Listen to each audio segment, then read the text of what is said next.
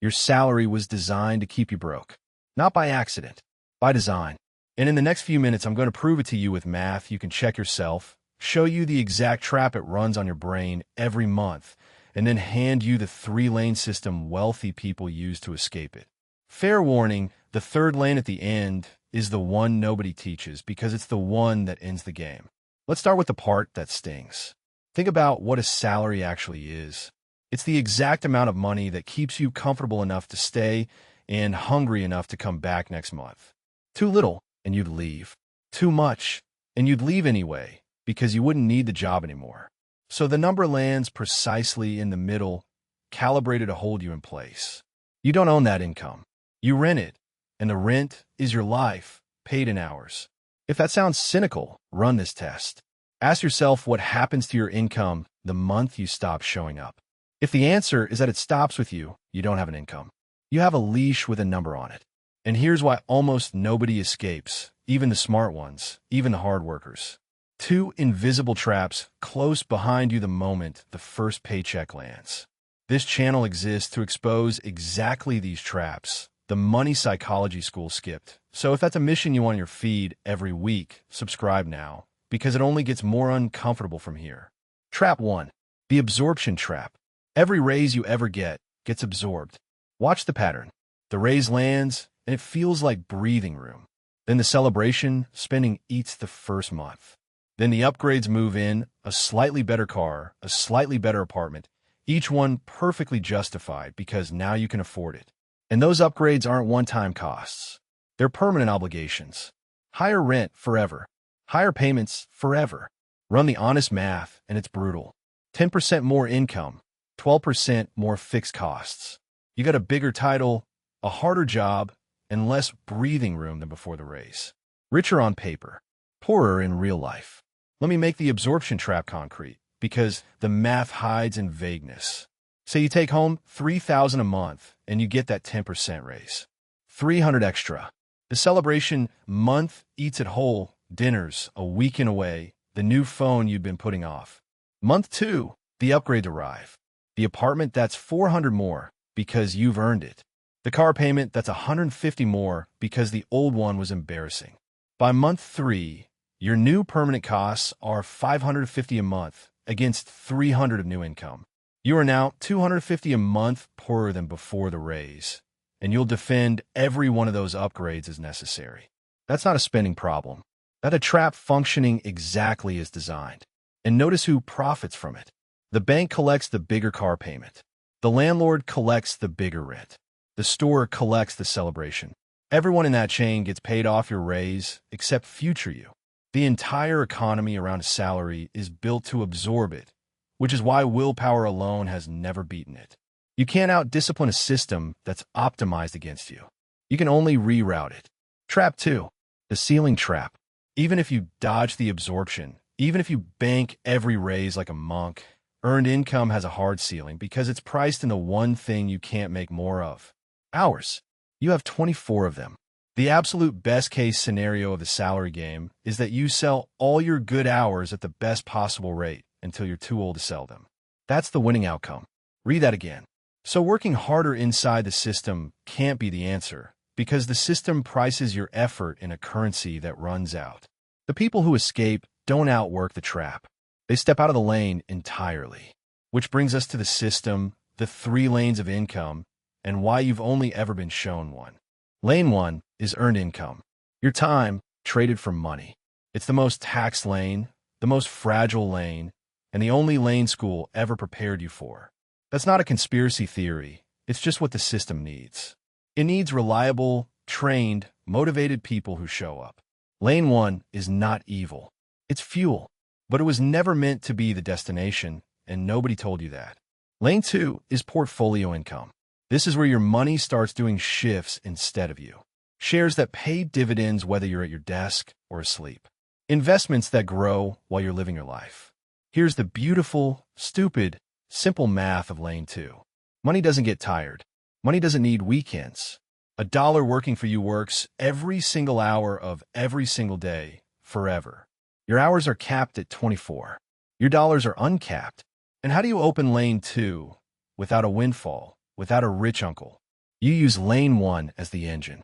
Every month, before you can feel it, a slice of the paycheck leaves automatically and buys something that pays you back. Not the leftovers at the end of the month, because there are never leftovers. First slice off the top, automatic. Even a tiny slice. The first $10 of dividend income will rewire your brain more than any video can, because it's proof. Money you didn't work for, arriving anyway. Now, lane 3, the one I promised you. Passive income, and the reason it ends the game. Lane 3 is where you build or buy something once, and it pays you over and over. A product created one time that keeps selling. An asset that collects rent while you sleep. A system like the one running this channel that works whether anyone's at the desk or not. Lane 1 trades hours for dollars, 1 for 1. Lane 2 grows quietly in percentages. But lane 3 breaks the link between work and income entirely. Work that happened once. Income that never stopped. Here's why nobody teaches it. Lane 3 requires ownership, and ownership can't be assigned as homework. School can train you to be hired. It cannot train you to own, because owning means building something before anyone asks for it, risking small money on your own judgment, and collecting payment that has nothing to do with hours clocked. Every wealthy family teaches this at the dinner table. Everyone else was taught to have a resume ready. So let's put the whole picture together, because the 3 lanes aren't really 3 separate strategies. They're one machine. Lane 1, the salary, is the fuel line. It's steady, it's reliable, and its entire job is to feed the other 2 lanes. Lane 2, the portfolio, is the flywheel. It spins slowly at first, embarrassingly slowly, and then one day the dividends start buying their own shares, and it spins without you. Lane 3, the assets you build, is the engine that eventually replaces the fuel line entirely. The day the flywheel and the engine cover your bills, showing up becomes a choice. That day has a name. It's called freedom, and it has a number, and the number is smaller than you think. Now for the part that matters more than any theory. What do you actually do this week with a normal paycheck and a normal life? First, protect the fuel.